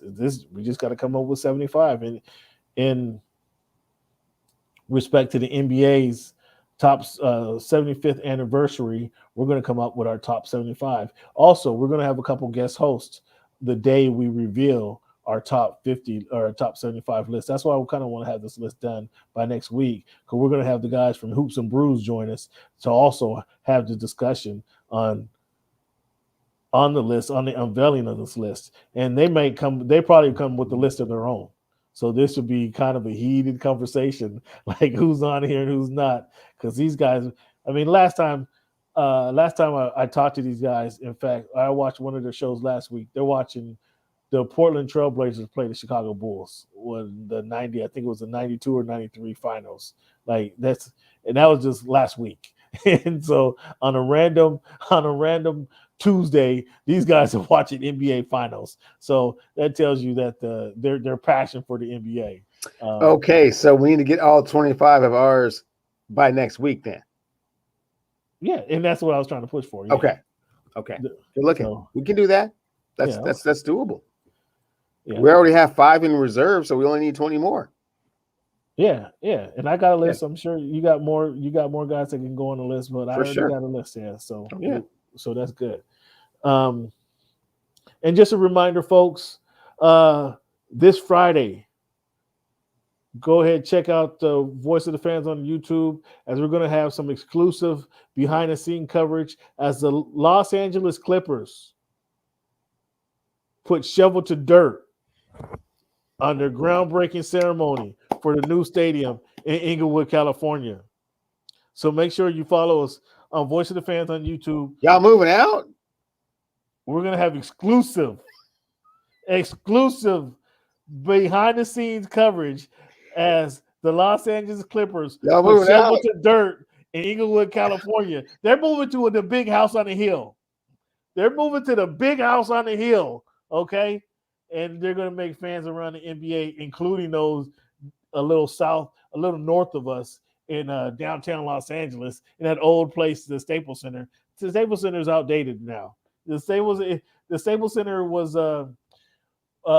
introduced, and it's funny when I say this. I'm being totally facetious when I say this, but the Staples Center was introduced in 1999, I believe it was, Cleveland. Mm-hmm. When the Staples Center was introduced, there was nothing downtown. It was stood alone. Now across the street, there's LA Live. There's the Marriott, the big hotel, the Marriott. There's a Ritz-Carlton within walking distance.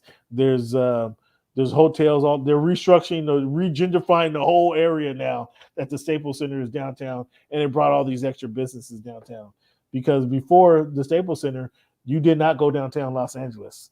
And I learned that the hard way. So it's just kind of odd that that's now it's 20 years ago, and stadiums usually really last that 20, 25 year mark, although the Staples Center is going to be around a little bit longer. And if anything, they'll do some upgrades and modifications to it there. I doubt it's coming down. But it's just kind of funny to say that 20 years later, outdated is a strong word to use. However, this new facility in Inglewood, there's going to be one gym in the city, and it's not going to be downtown LA. I can tell you that. So fans, make sure you guys check us out, Voice of the Fans. If you haven't done so already, go ahead and subscribe to Voice of the Fans on YouTube, and we're going to have exclusive coverage of the ceremonial groundbreaking for the new stadium in Inglewood. Cleveland, let's take a little break right here. When we come back, we're going to do, as always, This Week in History, as we always do. We're going to have some college football comments, man. I want to know a little bit more about your trip to the big house. And then Vlad Rad, I mean, you put the heat to Vlad Rad, huh? Is he Vlad Rad closing in on the AL MVP? Is he trying to steal it from Ohtani? Is he trying something out here? We're going to talk about that, man. And then fantasy football. I want to know how your fantasy football team did, Cleveland. I want to know. My teams want to know. And without fanfare, without getting too excited, my teams want to know. We're just going to leave it at that. But I want to know how your team did. I want to know how excited you are about your squad. Okay? So let's take a little break here. When we come back, we're going to have these conversations, man.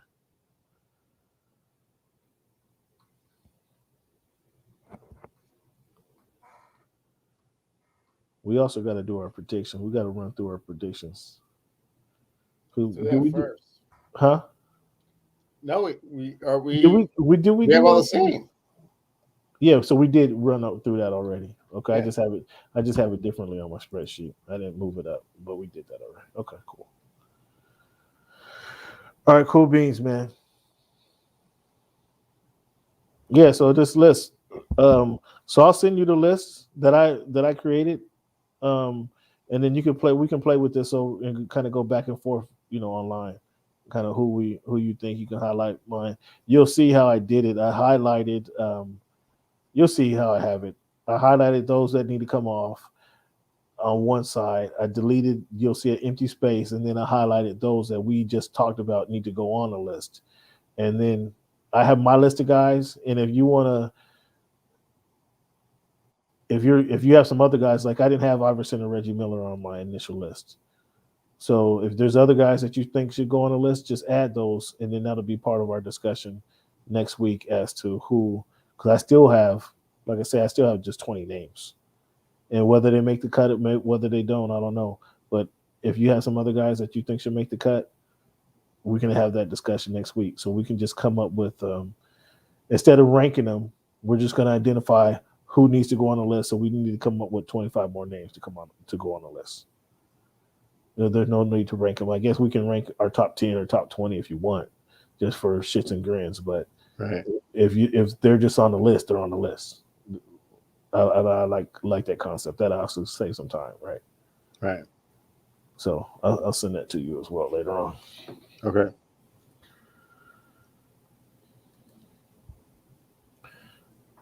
All right, let's get back to it. What time? 1:35.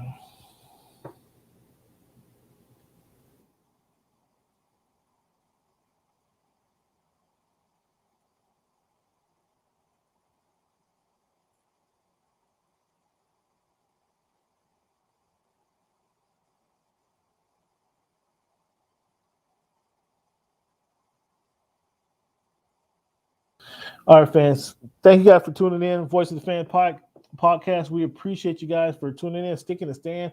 Again, however you're listening to us, wherever you're listening to us, if you're working out at the gym, if you're on the walk with the dog, if you're on your getting your hustle on and running your errands, if you're out there on the street, on the corner, getting your hustle in, we appreciate you guys for tuning in to the baddest show, sports show around.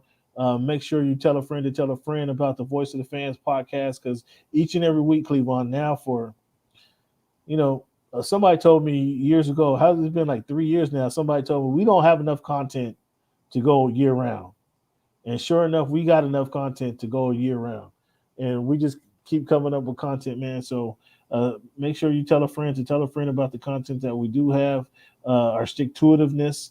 And then, if you know anybody that knows Cleveland still, and you can get around to them, because I hate beating up on them each and every week and showing him that he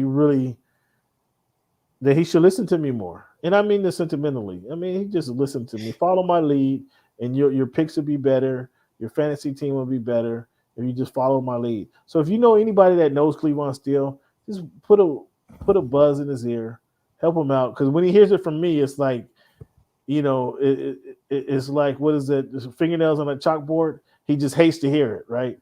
Because he knows that he's wrong when I have to say it. But if somebody else points it out to him, maybe he doesn't feel as bad. I don't know. Maybe that's an angle we can go. But each and every week we do our show. We do this week in history, this week in sports history. So either this week or somewhere thereabouts back in the day, we want to talk about some pivotal moments in the history of the world, of the U.S., of the world, of our lives, actually. Cleveland, 1830, a few years before you were born, September 15th, the first National Negro Convention began in Philadelphia. So they were getting together back in 1830 in Philadelphia. In 1848, by the way, a few years later, September 16th, slavery was abolished in all French territories. So that was a good thing. 1718, we applaud. 9/17, 1861, we applaud. And I mean sincerely, we need to bow down sincerely to those who founded the Hampton Institute. And I can tell you from living in the area, man, they just populated Hampton Roads, man, with some of the most assertive, beautiful, confident women in America that went to that university and graduated through that university. And I know this firsthand because I frequented the campuses of that university. So I applaud those who founded Hampton. It was Hampton University now, but it was Hampton Institute for many years, 1861. So congratulations to those. And those who founded the Atlanta University, they deserve some of the same applause for doing what they did a few years later, September 19th, 1865, for founding Atlanta University, obviously in the city of Atlanta. And Cleavon, Muhammad Ali, you might remember this, defeated Leon Spinks on this day in 1978 to win his third heavyweight boxing title. Now, speaking of boxing, Cleavon, but we're going to give Muhammad Ali his flowers, obviously. But speaking of boxing, we got a couple big fights on the brink. Sean Porter scheduled to fight Terrence Crawford. Not going to be an easy fight for Terrence Crawford. It's not going to, although he may win, we know Sean Porter's a bulldog and he's going to bring everything he can into that fight. So that's going to be a tough fight. You said you want to see Crawford fight somebody. This would be a fight that you don't want to miss. We actually have Canelo here early in a few weeks. Actually, he's going to be taking on Caleb Plant, who's going to be it's going to be a tough fight for Caleb Plant. We don't know how long. In all my conversations, I heard one person pick Plant over Canelo. Plant. My concern is, does Plant have enough speed? Does Plant have enough power to kind of get rid of Canelo or keep Canelo off of him?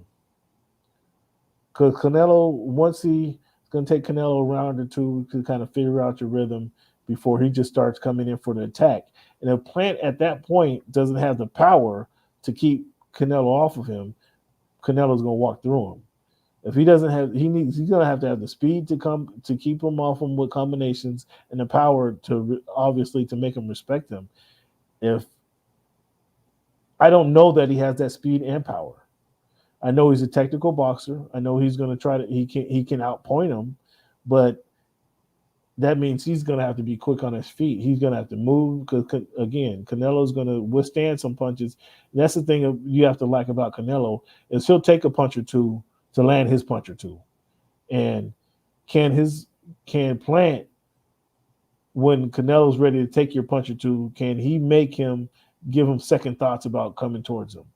And that's what the fight is going to come down to. And that I don't know. I know that Plant is a hard worker. Plant is a confident guy. I just don't know if he has the speed and or power to fend off Canelo. And so my money ultimately is going to go on Canelo in that fight, and we'll see how long he can actually last through that. So there's a couple big bouts. Oh, I didn't even mention Deontay Wilder and Tyson Fury. I didn't even mention that fight. Who's a trilogy there? Oh, who do you have in either one of those fights? Oh man, I'm gonna have to go with Tyson Fury until Deontay Wilder shows me something other than a thunderous right hand. Canelo Alvarez and Bud Crawford. You were kind of talking around all that, but yeah, that's how it's gonna break down. I was long-winded for nothing, huh? Yeah, well, I mean, very analytical. I liked it. It was, kind of playing devil's advocate there, but yeah, that's how that's gonna shape up. Yeah. Okay. So while you were at the big house out in Michigan watching the Huskies get rolled on, I was in USC witnessing Stanford put the smackdown on USC Trojans. And apparently nobody at USC. Now USC had a dope opening. They had a real dope opening. They called back one of their former players from a few years ago, brought him back to kind of turn off the lights in UFC, and where everything went dark before they had USC run on the field in the dark, and then once they got to midfield, they kind of sprung the lights back on, which was kind of dope the way they did it. Obviously, it was a memorial also to those who on 9/11, those who, the families that passed and everything that happened there on 9/11. So. They gave their tribute to 9/11, tribute to the country, but they turned off the lights to begin the game against Stanford Cardinals, and then Stanford Cardinals actually turned off the lights on the Trojans by halftime, and then that was it for Clay Helton, who ended up getting fired the next day, or excuse me, a couple days later. Actually, it was a Monday. With that being said, Has anybody asked it? Have they got response from Pete Carroll as to his desire to come back and coach the USC Trojans? No, they don't ask silly questions like that around here, Cam. They don't ask silly questions like that. Well, they spent a lifetime, or they spent now, what's it been, since 2013, 14 years now, since Pete Carroll has been in Seattle. They spent that same amount of time trying to replace Pete Carroll, trying to find a Pete Carroll clone down here in SoCal. And, why not just ask him, hey, Pete, do you want to come back? We can clear out your old office, and we can even expand your old office. I mean, if you want to come back, Pete. I mean, they already was paying for his house, and he had every fresh lease that he needed. So they frequent those stuff behind the books down there at USC, and tell Pete come back and get it together again. Yeah, Pete hangs out with like great Paul Allen's money, so he doesn't need the SC money that you guys are going to be throwing his way. He has the Paul Allen fortune which to deal with. So, but he might not have Russell much longer in his career. Well, hey, as you can see, Russell Wilson and his new offensive coordinator get along great, and yeah, future looks bright. Okay, I'm just wondering. But so the talk of the town obviously has been down here is who should be the next coach, and looks like they're trying to either Franklin out of Penn State is a crowd favorite, or oddly enough or sadly enough, is going to be Eric Bieniemy, the offensive coordinator for the Chiefs, who is somebody they might target. And considering that he can't get a job in the NFL, I mean, being the head coach of the USC Trojans, if you're able to turn that around, maybe that'll prove to somebody that you deserve a head coaching job in the NFL. What's your thoughts on that? And do you think if Bieniemy took that job, do you think that would eliminate him from any coaching opportunities in the NFL? What's your thoughts on that? It could work both ways for Bieniemy. I mean, obviously he can use it as somewhat of a leverage. Well, actually, he probably can't do that because they need a coach pretty quickly. So let me back up for a second. If he were to go to SC and establish himself, much like Pete Carroll and much like Urban Meyer, he would have his finger on the pulse of college football. So on his way back in, he would be able to bring that assessment of talent with him, with kind of a list of players that can kind of turn a very bad franchise around. But at the same time, I think he's literally one knock at the door from being a head coach. So, I mean, it would be hard to kind of turn that away. I mean, could potentially lead a team to his third consecutive Super Bowl. So, I mean, I would think that it's a much better opportunity to be in the pros. But at the same time, if he were to go to SC, I think it would be successful for him, but I don't think they can wait for him. I mean, for an entire season to make their decision. So I don't think that's a very good option for them. Well, so in that respect to what you just said, them waiting on Eric Bieniemy, like unless they bring in a head coach, what is it, Peterson, who used to coach up there in UW? They would be so behind on recruiting that there would just be no reason to really actually do it. What do you mean? Bringing somebody? What do you mean? If they waited until February to bring somebody in? Well, they could potentially be waiting until February to even interview Eric Bieniemy. I mean, they could do some preliminary interviewing process, but the actual recruiting of players, I mean, he wouldn't be able to be involved in it until after the recruiting year was already over. So they would be better served getting someone that was going to be able to get on the ground, faster and continue to build the program. Well, the timing is not good. To your point, first of all, about Bieniemy, like he'd have to. How long is he going to wait? Like if he didn't take this opportunity, just as an example, his passion was to be a head coach in the NFL, and he says, okay, I want to focus on that, and he passed on this opportunity with coaching at USC. He used to live here in Southern California when he was a offensive coordinator or So for the ask the question differently, USC man. Children. Would you No, stop doing what you're doing right now, being the offensive coordinator of the Kansas City Chiefs, to go take on the job as the head coach of USC right now? depends on a couple of things.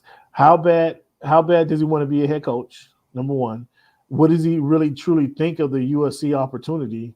And then how bad does he want to be a head coach in the NFL? Like if that is his ultimate and end all be all, you stay where you are. You're in a good position where you are. Like you said, quite possibly on your way to a third Super Bowl appearance. But then the question is, he has to ask some people, some peers of his, will he have an opportunity? Is the scar, is his appearance such a scar, such a burden on other owners that they don't want to even interview him for a position because of the color of his skin or because of something that he said 20 years ago? Is that holding him back? Well, if that's the case, he might as well go coach at USC because and have to reprove himself again. Not that he hasn't already done so, but have to reprove himself. Um, does he like USC? He used to coach. He was a Bruin for several years. Does he want to put on that garnet and gold and go over there and kind of experience that life in South Los Angeles? Does he want to do that? Now I can tell you that they're looking for somebody. They would welcome him with open arms. Just from all the conversations I've heard this week, they would welcome him with open arms. The USC campus is completely revamped over the last 5 to 6 years, and any kid in the area could and would want to go there. They've let some kids get out the back door. The Bryce Youngs, who's at Alabama right now. There's a couple other quarterbacks who's sprinkled around the country. So there's as you know already, there's quite a bit of talent already in the Southern California market. Does he feel he has a finger on that pulse? And as far as recruiting goes, he can. It's let's not act like it hasn't been done before. He can verbally commit to the team and allow the Dante Williams, excuse me, who's already been recruiting players there already, and let him continue to do the recruiting process, and he'll be there to coach once his NFL season's over. Like that's a complete possibility. So there's ways to kind of get that done, but it's on him and his desire. Like, do you want to coach in the NFL or do you want to coach in college? What's most important to you? Because this would be a good opportunity. I mean, if for any coach to coach, the University of Southern California Trojans. I mean, just the history, the pageantry with them alone it makes that a quality job. Not only are they going to pay you, the University of Southern California has proven not only on the football field but in the classroom as well. They'll bend a rule or two to get some of the talent in there that they want to get in there. So, and I'm talking specifically about the actors and the fake classes that they had their kids going through, the fake transcript that they're coming up with to get their kids in school. So the USC Trojans are known to have been bending a rule or two to kind of get the players that they want. So it depends. So Franklin is considering a consideration, and Bieniemy is a consideration for a job. It's just like you mentioned. Can they wait all year for Bieniemy? And Franklin they have to wait the same length of time for Franklin as well, because I don't think he's going to leave his job midstream for a job across the country.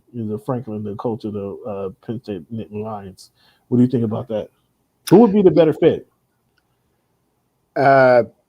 Franklin would be the better fit. And no, you don't leave a top 15 program because some other team fired their coach. Yeah, so they'll be waiting for that. They'll be waiting on him any way it goes. So, so they got a hold there, and we'll see how that thing transpires. Did you happen to watch Monday Night Football this past? I did watch some of that. Yeah. Did you watch now? Did you watch the Peyton Manning Eli feed, or did you watch the regular? I didn't watch the Manning feed. I just watched it traditionally. Okay. I was just kind of getting back into town and was a little groggy. So yeah, well, you need to make sure next week You watch the Manning feed. These cats were hysterical. They had Russell Wilson was on there in the fourth quarter. They had Charles Barkley on there as a guest host. They had um, the tight end for the Chiefs, Travis Kelsey on the show as well. So they had some people kind of come in and kind of help them. It was not they did not do a traditional game call. There was no it's second down. What do you think they should do? It's second and 12. What do you think they should do? It was not any of that. It was a lot of you and me watching the game, slick talks, slick comments. Now, because of the history that Peyton and Eli Manning have, not only with each other but with the NFL, they were able to give you some insight about what's going on there. Especially they're talking to Ray Lewis, and one of the things that they pointed out is when Ray Lewis played Eli Manning for the first time, Peyton Manning was asking Eli kind of what he felt about playing against Ray Lewis, who was, I think this is 2001 when Eli was a rookie, and that was the height of Ray Lewis and the Ravens' powers at the time. So Peyton obviously knowing what happened and knowing the results of the game, asked Eli kind of, what did you think when you're going up against Ray Lewis? And then he asked Ray Lewis, he's like, when you saw this young rookie coming on the board, what was your thoughts? And he's like, well, our thoughts was to kind of demolish the young rookie. And Eli walked into the game with a 0.00 passing quarterback rating. He was like 4 for 18 for like 37 yards, and they just clowned Eli for that. So it was kind of funny. They had some moments where Peyton and Eli try to provide commentary on Lamar Jackson's running ability. And Eli's like, I can't even comment on that. I can't even talk. I can't even comment on that. I ran a 6.2 40. I don't even know what he's doing out there. He put on a move where he faked somebody, then did a spin move and got past that defender before he shook another defender. He's like, Peyton, you really can't say anything about that either because you would have blown out a hip. Have you tried to do any of these moves that Lamar Jackson is doing? So it was a lot of clowning back and forth, but it was absolutely hilarious. It was, luckily they signed a deal. ESPN has these guys locked up. But I assure you, every network executive Monday, Tuesday are trying to find somebody who can compete, another pairing that can compete with Eli and Peyton because it was phenomenal. Like, they tried to give you some of that. Did you watch the John Gruden, the CFFA kind of that sit down when he sat down with the quarterbacks and tried to get them to run and play? They were trying to give you some of that too, but Peyton Manning was Peyton Manning was trying to do too much. He had a whiteboard. He had, let me diagram the play. Let me call a play and diagram what players are trying to go there. But you didn't have all that time because then they try to come back to a play or something would happen on the field, and they're asking Peyton to talk about what happened on the field, but he's over here trying to diagram on play. Like it was too much going on. So they kind of cut some of that out by the second quarter, and then it became Peyton and Eli talking and less demonstrations. Which the demonstration it was good. It was just a whole lot for all of that and a football game going on. Like it wasn't a separate show. You follow what I'm saying? Gotcha. So it tried to bring some of that. I mean, it was phenomenal. I don't know what the ratings were. I expect them to kind of double from next week because it was absolutely phenomenal. And TNT, well, maybe not TNT because they have the best show in sports, but ESPN, ESPN2, Fox, anybody that airs football games is looking for a duo to do what they can. But the problem is the Manning's family has so much cachet, right? They have so much history that are you going to be able to duplicate that? And it's not the fact that you and I knowing football to be able to talk about that. It's to have people dial in to watch you and I talk about everything else but what's going on the field and hold that attention. Like that the job now those two were because it's kind of shooting the shit, but it's because they have so much knowledge of the game that they're able to not really focus on the game and have that extra dialogue and just shoot the shit. It was absolutely phenomenal, man. You gotta go on YouTube, man. Do what you can to see if you can catch some of the highlights of it because it was riveting TV. Like I was blown away. It was absolutely spectacular, man. It was I was blown away, and I expect to see a whole lot more of it. And no, the ESPN's their coverage has sucked. Monday Night Football coverage has sucked for years anyway. So it needed a breath of life, and they found that. So yeah, go ahead and look for that. This week, Cleveland, who do you have starting? Ask you one question before we get into our fantasy football talk, but who do you have starting first? Trey Lance or Justin Jones? Justin Fields will start before Trey Lance. Justin Fields, thank you. Justin Fields. Well, Trey Lance, he got a chance to get in the game and show off his arm, but didn't have that was about it. And because your boy played pretty well himself.